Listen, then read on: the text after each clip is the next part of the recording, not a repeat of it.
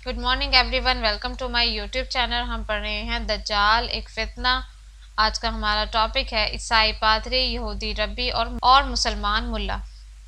इस वक्त इस्लाम है या यहूदियत है या फिर नसरानियत है। सबकी भागदौड़ ऐसे अफराद के हाथ में जो नस्ल दर नस्ल पादरी हैं, रब्बी हैं, पॉप हैं या मुल्ला हैं। फ़र्क इतना है कि दज्जाली निज़ाम के पैरोकार ईसाईयत और यहूदियत के अलारों से ताल्लुक़ रखते हैं और इनके साथ लो और दो के असूल पर चलते हैं। इन्हें कुछ मुफादात देते हैं और कुछ मुफादात हासिल करते हैं। फिर औकात में ये लोग मजहबी सरगर्मियाँ बर्पा करते हैं और इनकी नुमाइंदगी करते हुए अवाम पर अपने मजहब परस्त होने का तासुर छोड़ते हैं। लिहाजा इन सरगर्मियों की अहमियत में स्टेज शो से ज़्यादा कुछ भी नहीं रह गया और इनका मकसद अवाम की निगाहों से हकीकत ओझल करके इन्हें अपने हथकंडों में फांसने और शराब का शिकार करने के माँ सिवा कुछ नहीं।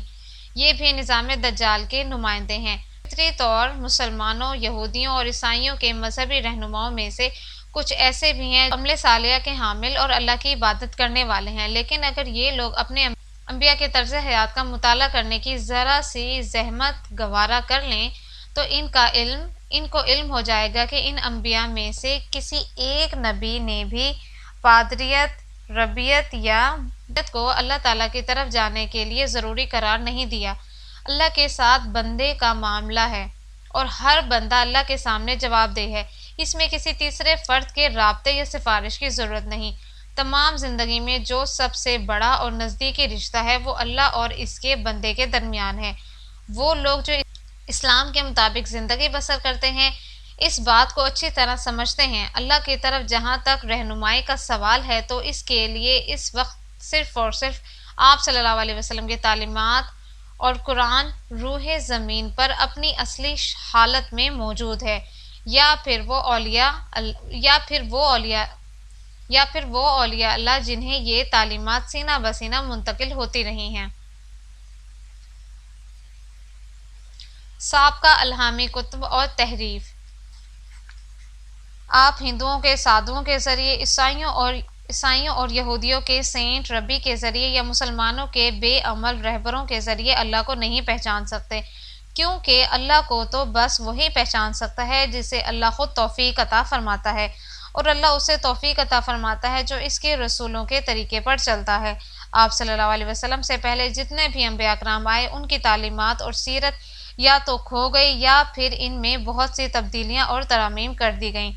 ये तब्दीलियाँ जिस तरह भी हुई, ख्वा इनमें दज्जाली निज़ाम का हाथ था या कोई और सूरत हाल कार फरमाती, हकीकत यही है कि इनकी तालीमात अब मुकम्मल सूरत में दस्तयाब नहीं है। इनकी कैफियत बिल्कुल इसी तरह है जिस तरह इन मुसलमानों की जिन्होंने असल इस्लाम को छोड़कर अपनी सहूलतों वाला इस्लाम अपना लिया था। लेकिन यहूदी जो इसराइल की नस्ल से हैं और का खिज़र से कोई ताल्लुक़ नहीं, वो ये दावा करते हैं कि वो असल यहूदी हैं। वो भी हज़रत मूसा की तालीमात की पैरवी नहीं कर रहे और जो कुछ कह रहे हैं कि वो अब बहुत ज़्यादा बदल चुका है। इसी तरह ईसाई भी हज़रत ईसा अलैहिस्सलाम की तालीमात और अहकामात को फरामोश कर चुके हैं।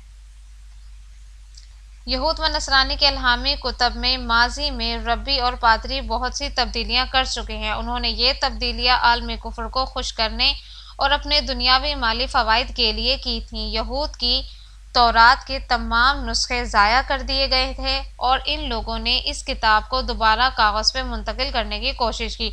जो नई किताब तैयार हुई वो किसी भी तरह भी असल नहीं कही जा सकती। ये किताब मुख्तलिफ रबियों को जमा करके उनकी यादाश्तों के जो हिस्से मौजूद थे तैयार कर ली गई थी। इस तरह भी इनके पास मुकम्मल तौरात नहीं थी। जब ये तौरात तैयार हो गई तो इसके बाद एक वक्त आया जब इसमें भी रबियों ने तरमीम कर दी। यूँ हज़रत मूसा अलैहिस्सलाम जो कुछ लेकर आए इसे यकसर बदल डाला और आइंदा मज़हब की बुनियाद इस तब्दील शुदा किताब पर रख दी गई और इसी किताब से कानून भी वाज़िया किया गया जो इनके अपने मफादात के लिए था। इसी तरह इंजील जो एक अलहामी किताब थी इसे कभी भी कागज़ पर मुंतकिल नहीं किया गया था। ऐसी कोई अलहामी किताब जो अरामी ज़बान में लिखी गई हो जो कि हज़रत ईसा अलैहिस्सलाम की ज़बान थी मौजूद नहीं है।